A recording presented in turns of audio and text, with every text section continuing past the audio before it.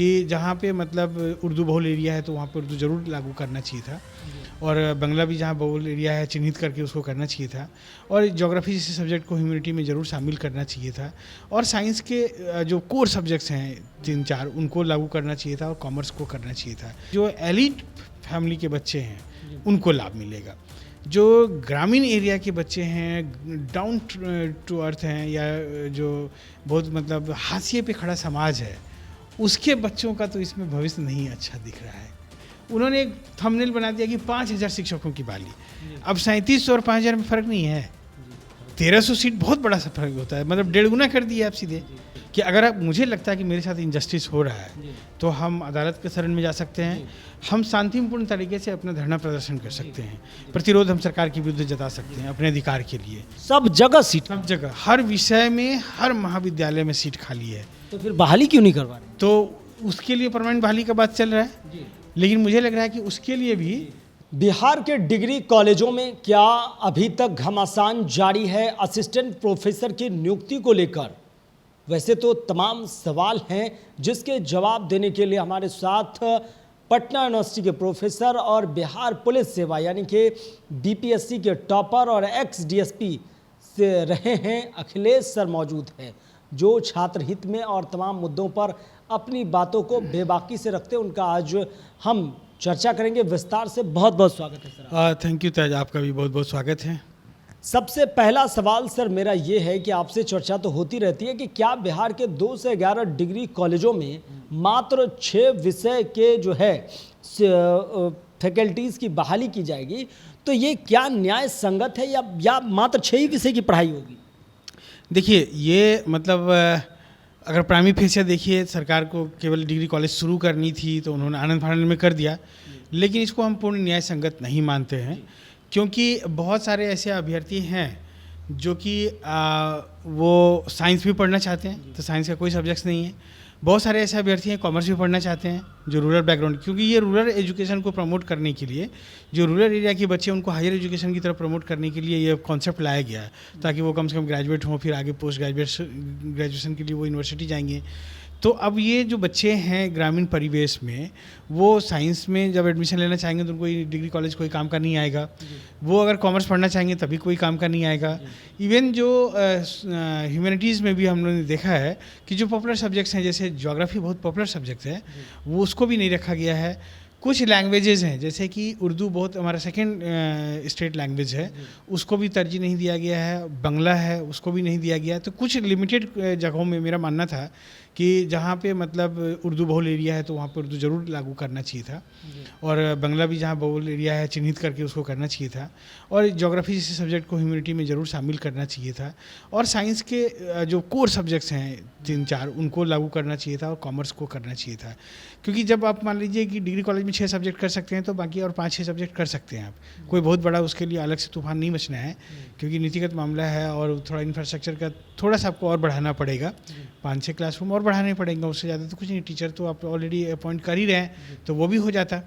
तो ये होना चाहिए था, क्योंकि शुरुआत में ही अगर मान लीजिए कि इस तरह से ये लगता है हाफ हार्टेड, या फिर ग्रामीण छात्रों का मतलब एक तरह से समझिए कि हम खानापूर्ति कर रहे हैं, ये परिलक्षित होता है, या उसको अंडरस्टिमेट कर। इस बात को आप जायज़ मानते हैं कि मात्र 6 विषय के शिक्षक ही बहाल होंगे, तो एडमिशन तो सर सभी विषय में लिए जा रहे होंगे? नहीं, सभी विषय में नहीं, वहाँ डिग्री कॉलेज में 6 ही विषय को अभी चालू करने की बात की गई है, तो बाकी दूसरे विषय में बच्चे वहाँ एडमिशन नहीं लेंगे। यही मैं तो कह रहा हूँ कि दूसरे विषय में जो पढ़ने वाले कुछ बच्चे होंगे तो वो क्या करेंगे, कहाँ जाएंगे? तो ये तो सर मनमाना रवैया है। फिर मनमाना रवैया नहीं है, सरकार का अपनी बाधाएं होती है और सरकार का अपना लिमिटेशंस होता है। नहीं, अगर शिक्षा के अधिकार में ये तमाम चीज़ आते हैं सर, आप भी और हम भी जान रहे हैं, तो सबको अपना अधिकार है, कोई किन से अपना ग्रेजुएशन करेगा, किस स्ट्रीम से, किस स्पेशलाइजेशन से, तो फिर तो स्पेशलाइजेशन नहीं। आइडियली होना चाहिए था कि जो मैक्सिमम पॉपुलर सब्जेक्ट्स हैं उनको इंक्लूड किया जाना चाहिए, लेकिन सरकार अपनी बाधाओं की वजह से, अपनी जो परिस्थितियां, जो उनके हर्डल्स हैं, उन हर्डल्स की वजह से अगर नहीं कर पा रही है तो कोई इशू नहीं, लेकिन निकट भविष्य में अगर 1 साल 2 साल में अगर नहीं चालू करता है तब तो बहुत चिंताजनक हो जाएगा ये। तो अगर मान लीजिए ठीक है इस साल नहीं करें, लेकिन अगले बाद नेक्स्ट ईयर वो तो चालू होना चाहिए, और इसकी घोषणा सरकार को कर देनी चाहिए अभी, ताकि कम से कम लोगों के अंदर में एक विश्वास जगे कि नहीं अगले साल से यहाँ हम लोगों को साइंस और कॉमर्स पढ़ने का मौका लग जाएगा, या उर्दू पढ़ने का मौका लग जाएगा, बांग्ला पढ़ने का मौका लग जाएगा, तो ये या ज्योग्राफी पढ़ने का मौका लग जाएगा। सर, बिहार के पीजी किए हुए छात्र काफ़ी खुश थे कि अब तो हम एमए कर लिए, एमएससी कर लिए, या जो मास्टर्स के कोर्स हैं वो कर लिए हैं, और इतना बड़ा सुनहरा पिटारा खुलने वाला है, अब तो प्रोफेसर बन जाएंगे, लेवल 9 लेवल 10 तमाम चीज़ें चल रही थी। तो फिर वो तो अब हवा में चले गए हैं, क्योंकि ना बेट होगा ना उसकी एंट्री होगी, सिरे से खारिज हो गए।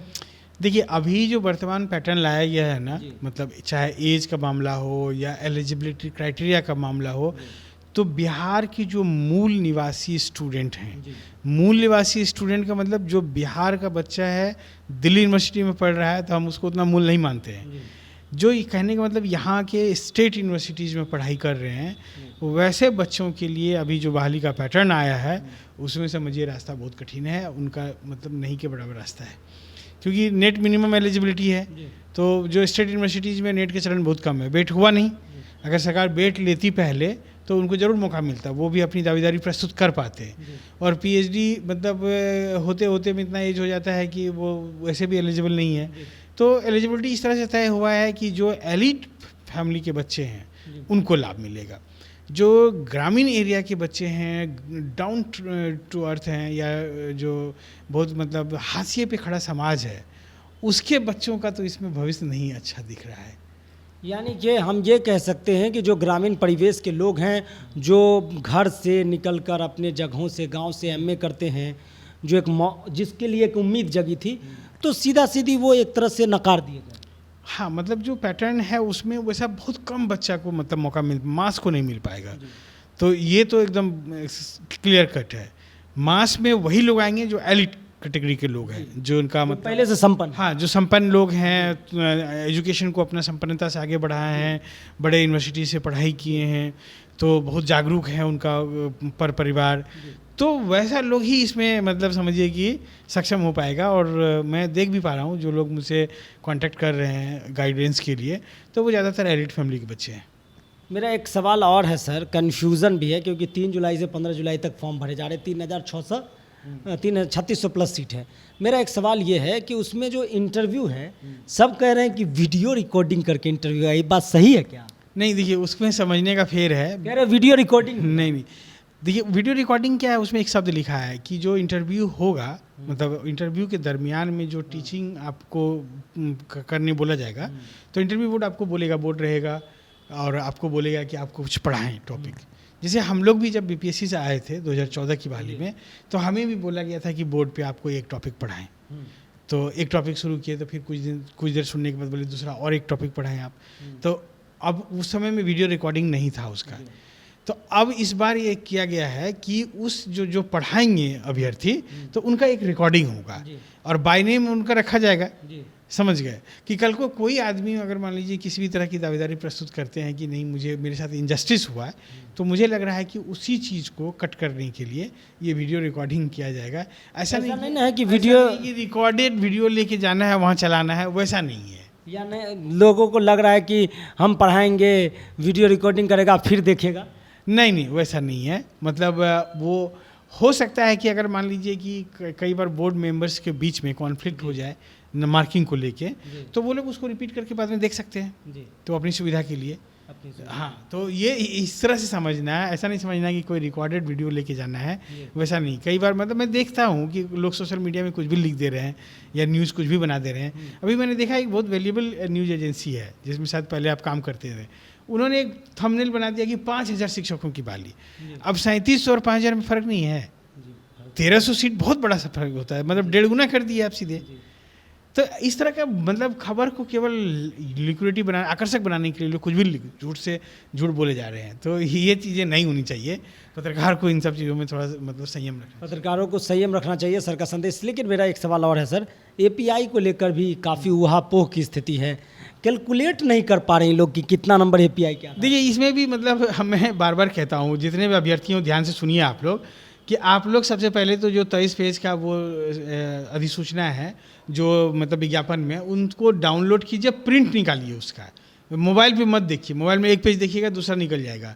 आप वो साइबर में जाके मत देखिए, अपना उसका प्रिंट लीजिए, 23 रुपया खर्चा होगा, ज़्यादा नहीं, और उसका एक एक लाइन पढ़िए।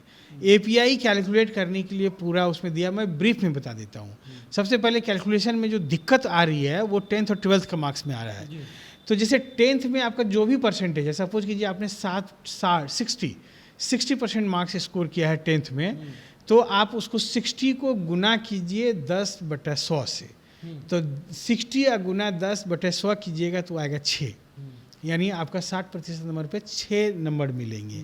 अगर मान लीजिए आपका 85% है या 83% है, तो 83 गुना 10/100 कीजिए तो वो आएगा 8.3।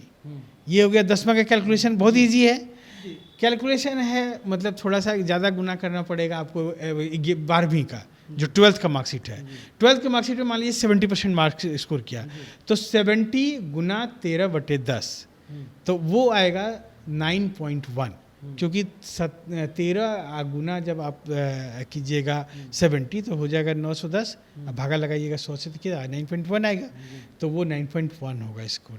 तो 10th 12th का मार्क्स ऐसे कैलकुलेट होगा, क्योंकि 10th में मैक्सिमम नंबर दिया गया है 10 और 12th में मैक्सिमम दिया गया है 13। अब ग्रेजुएशन में ग्रेजुएशन का नंबर जो है वो परसेंटेज वाइज दे दिया गया है कि इतना परसेंट है तो कितना नंबर मिलेगा। पोस्ट ग्रेजुएशन में भी दे दिया गया है, वहाँ भी कन्फ्यूजन नहीं है, आप अधिसूचना में देखिएगा तो मिल जाएगा। अब पीएचडी नेट और जेआरएफ को लेकर भी कन्फ्यूजन है। कोई स्टूडेंट मान लीजिए नेट क्वालिफाइड है, पीएचडी नहीं है, तो उनको 8 नंबर, नेट क्वालिफाइड ओनली और पीएचडी नहीं है तो उनको 8 नंबर। अगर वो नेट भी है पीएचडी भी है तो 11 नंबर, पीएचडी में है तो 19 नंबर। कोई स्टूडेंट मान लीजिए जेआरएफ है केवल और पीएचडी नहीं तो उसको 11 नंबर। जेआरएफ है, पीएचडी नहीं है तो 11 नंबर, और पीएचडी भी है और जेआरएफ भी है तो उसको 22 नंबर, यानी उस कैटेगरी में पीएचडी प्लस जेआरएफ को 22 नंबर, पीएचडी प्लस नेट को 19 नंबर, पीएचडी प्लस नेट को 19 नंबर, केवल जेआरएफ को 11 नंबर, केवल नेट को 8 नंबर। तो इस तरह से आपका नंबर कैलकुलेट होगा और आप आराम से कैलकुलेट कीजिए। किसी को कन्फ्यूजन होगा तो हमको कॉल कर लीजिएगा शाम के 6 से 9 के बीच में 6206692145 पर, और मैसेज मत कीजिएगा, कॉल कीजिएगा 6 से 9 के बीच में। मैं 6 से 9 के बीच में सर जो है छात्र हित में अपना समय कई वर्षों से रखे हुए हैं, तो वो मैं मतलब बता दूंगा आपको। अगर कॉल रिसीव नहीं करेंगे तो हम कॉल बैक कर लेंगे आपको। नंबर कॉल कीजिएगा तो नंबर सेव करके कीजिएगा, मैं कॉल करूँ तो आपको पता चले कि मैं कॉल कर रहा हूँ आपको। तो वहीं सर एक आखिरी सवाल भी हम लेंगे, पूछना चाहेंगे ये कि अभी हल्ला बहुत मचा हुआ है, गांधी मैदान में मोर्चा खोल दिया है कुछ लोगों ने, हमने उसको भी कवर किया था। शॉर्ट में बताइए कि उसका कोई निदान है? एकदम निदान है। ऐसा देखिए, हर आदमी को हम लोकतांत्रिक अधिकार है, संवैधानिक अधिकार है कि अगर मुझे लगता है कि मेरे साथ इनजस्टिस हो रहा है तो हम अदालत के शरण में जा सकते हैं, हम शांतिपूर्ण तरीके से अपना धरना प्रदर्शन कर सकते हैं, प्रतिरोध हम सरकार के विरुद्ध जता सकते हैं अपने अधिकार के लिए। तो ये मतलब उसमें कोई ऑब्जेक्शन नहीं है, हर व्यक्ति को अधिकार है, आपको हमको सबको अधिकार है। तो वो लोग जो मान लीजिए अपना गांधी मैदान में जमा हुए या कहीं भी, वो अदालत जाएंगे, कल को सरकार के विरुद्ध में अपना मान लीजिए कि धरना करेंगे, प्रदर्शन करेंगे, तो उनको एक मतलब संवैधानिक जो नियम संबद्ध है वो करने का अधिकार है, उसमें कोई ऑब्जेक्शन है कहाँ। और कई बार मतलब जब हम अपने हक की लड़ाई लड़ते हैं, जब अपनी बात कहते हैं, अपना डिमांड रखते हैं, तो उस कंडीशन में सरकार बात मानती भी है, ऐसा नहीं कि नहीं मानती है। तो ये भारत का इतिहास रहा है। जब आज़ादी की लड़ाई हम लड़ रहे थे तभी भी हम लोग अंग्रेज़ के विरुद्ध लड़े तो हमें आज़ादी मिली। सरकार के बहुत सारे ऐसे नियम बनते हैं, सरकार कानून बना देती है तो हम उसके विरुद्ध लड़ते हैं तो कानून वापस होता है। तो ये है मतलब लोकतांत्रिक देश में ये सब सुविधाएं हैं, तो उसका अपना उपयोग कर रहे हैं वो लोग। इसमें क्या बुराई है? कोई बुराई नहीं है। मतलब तो वो लोग अपना लोकतांत्रिक जो मूल्य है उस आधार पे अपना विरोध प्रदर्शन कर रहे हैं। अखिलेश सर ने आपको बता दिया है कि जो टाइमिंग है सर का 6 से 9 छात्रहित में रहते हैं सर, और उन पर आपको कोई भी मुद्दे पर बातचीत हो सर से कर सकते हैं। आखिरी सवाल सर ये लेंगे हम आपसे, एक आखिरी सवाल कि बाकी विषय का 6 विषय के अलावा लग रहा है आपको, उम्मीद लग रहा है कि कुछ होगा उसका? देखिए, जो अभी वर्तमान में विश्वविद्यालय हैं, 12-13 विश्वविद्यालय हैं, तो उनमें जो अलग अलग विषय है सब जगह सीट खाली है। सब जगह हर विषय में, हर महाविद्यालय में सीट खाली है। तो फिर बहाली क्यों नहीं करवा रहे? तो उसके लिए परमानेंट बहाली का बात चल रहा है जी। लेकिन मुझे लग रहा है कि उसके लिए भी पार्ट टाइम बहाली का जैसे ये जो डिग्री कॉलेज के लिए किया गया है, उसी तरह से मुझे लगता है कि तमाम अन्य विषयों के लिए भी गेस्ट फैकल्टी मतलब की सीट रिक्त है, हाँ रिक्त है, तो उसके लिए भी बहाली जल्द सरकार निकालेगी। उसके लिए भी बहाली निकालेगी। सर ने अंदरूनी खबर आपको दे दी है कि हर महाविद्यालय में सीट खाली है, लेकिन सवाल अब भी वही है कि इतना आनन फानन करने का क्या ज़रूरत था। आप 6 महीना लेट आते, साल भर लेट आते, लेकिन सभी विषय को तो शामिल करते। विषय में विशेषाधिकार का भी हनन हो गया। कुछ आप मान के चलिए, मेरा मन हो कि हम उर्दू से अपना ऑनर्स करें, ग्रेजुएशन करो, तो फिर तो हम फंस गए। फिर अब हम कब तक इंतज़ार करेंगे दूसरे 11 डिग्री कॉलेज में, इसका कोई ठिकाना है नहीं। अब क्या होगा आगे, ये तमाम खबरें आपको अपडेट करते रहेंगे। बने रहिए खबर पॉइंट के साथ। यूट्यूब पर देख रहे हैं, सब्सक्राइब कर ले, फेसबुक पेज को लाइक कर ले। धन्यवाद।